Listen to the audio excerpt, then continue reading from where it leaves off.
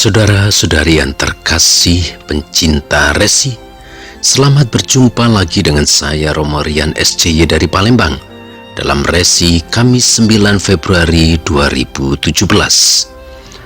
Permenungan hari ini akan saya ambilkan dari bacaan pertama hari ini, Kejadian bab 2 ayat 18 sampai 25.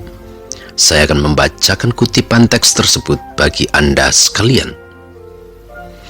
Tuhan Allah bersabda, "Tidak baik kalau manusia itu seorang diri saja. Aku akan menjadikan penolong baginya yang sepadan dengan dia." Maka Tuhan membentuk dari tanah segala binatang hutan dan segala burung di udara.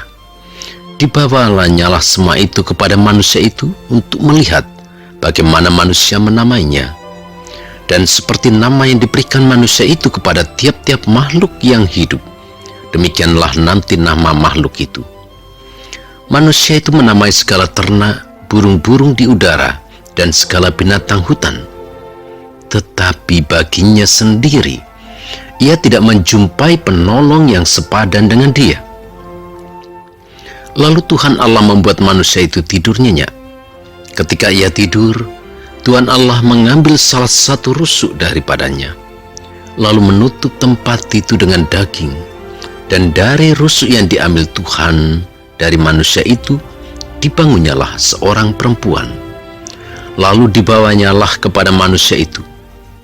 Lalu berkatalah manusia itu, "Inilah dia, tulang dari tulangku dan daging dari dagingku. Ia akan dinamai perempuan, sebab ia diambil dari laki-laki. Sebab itu seorang laki-laki akan meninggalkan ayah dan ibunya dan bersatu dengan istrinya, sehingga keduanya menjadi satu daging. Mereka keduanya telanjang, manusia dan istrinya itu, tetapi mereka tidak merasa malu." Demikianlah sabda Tuhan. Saudara-saudari yang terkasih, ada satu situasi yang membuat kita tersiksa, yaitu kesepian.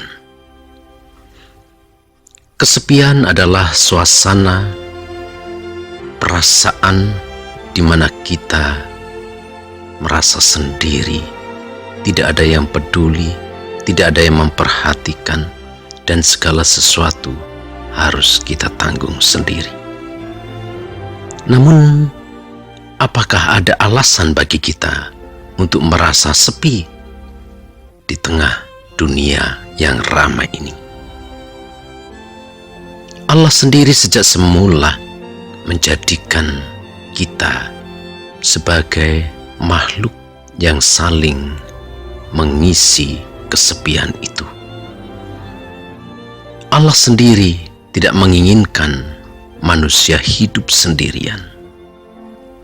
Karena itu, Allah merencanakan, menciptakan penolong yang sepadan untuk Adam. Dan kepada Adam diberikan segala makhluk hidup yang lain yang diciptakan Allah. Tapi ternyata mereka, makhluk hidup yang lain itu, tidak dapat menjadi penolong yang sepadan untuk Adam. Akhirnya Allah membangun perempuan, mencipta perempuan yang diambil dari Adam. Bagian tubuh Adam, yaitu tulang rusuknya, menjadi tanda bahwa sesama yang ada di sekitar kita adalah bagian dari hidup kita masing-masing. Kita tidak dapat dipungkiri sering juga merasa sepi, kesepian, sendiri. Dan akhirnya kita melampiaskan rasa sepi itu dengan berbagai aktivitas, kesibukan. Namun itu tidak akan pernah bisa menutupi rasa kesepian kita.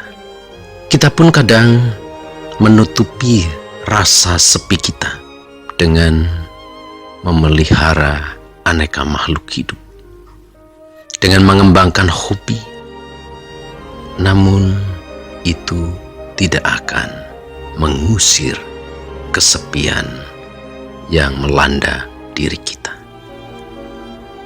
Tuhan menyediakan sarana bagi kita bagaimana kesepian harus kita isi, dengan melihat sesama yang ada di sekitar kita, yaitu penolong yang sepadan dengan kita. Teks ini bukan pertama-tama soal perkawinan, kendati sering digunakan dalam misa perkawinan. Teks ini juga bukan pertama-tama berbicara soal hubungan antara laki-laki dan perempuan, namun lebih luas dari itu. Melalui kutipan kitab suci yang tadi kita dengarkan, Allah mau menunjukkan bahwa sesama yang ada di sekitar kita adalah penolong yang sepadan dengan kita, yang kepada mereka kita bisa berbagi kesepian kita, yang oleh mereka kita pun bisa diisi kekurangan kita. Bersama mereka hidup kita pun bisa diperindah. Oleh karena itu manusia diciptakan oleh Allah sebagai laki-laki dan perempuan yang secara kodrati memiliki perbedaan. Perbedaan itu disengaja oleh Allah. Karena dengan perbedaan, maka dunia menjadi indah. Warna-warni kehidupan, keanekaragaman dari pribadi manusia menjadikan dinamika hidup di tengah dunia ini menjadi lebih indah. Namun, semuanya itu hanya bisa dinikmati oleh orang-orang yang mampu menghargai karya ciptaan Tuhan yang memang berbeda. Saudara-saudari yang terkasih, kita berbicara soal persahabatan. Sahabat sejati itulah yang dapat hadir dan mengisi kesepian, kekosongan dalam hati kita. Sahabat sejati yang mampu melengkapi kekurangan kita.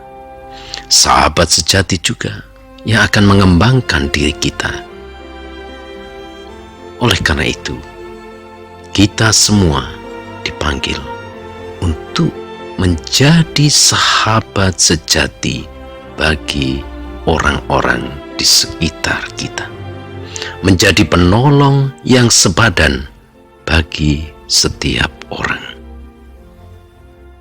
Dengan cara ini, maka kita telah menghadirkan rahmat dari sahabat sejati yang kita miliki, yang ada di dalam diri Yesus, yang telah hadir bagi kita untuk menjadi sahabat sejati setiap orang yang datang kepadanya dan yang percaya kepadanya. Sahabat sejati yang tidak memandang perbedaan, sahabat sejati yang tidak merendahkan, namun sahabat sejati yang memberikan pertolongan, perhatian, penuh cinta kasih. Dan itu sudah dilakukan oleh Yesus bagi wanita yang memohon kesembuhan bagi putranya. Saudara-saudariku yang terkasih, selamat menjadi sahabat sejati bagi orang-orang di sekitar Anda. Selamat menjadi penolong yang sepadan bagi siapapun. Tuhan memberkati. Amin.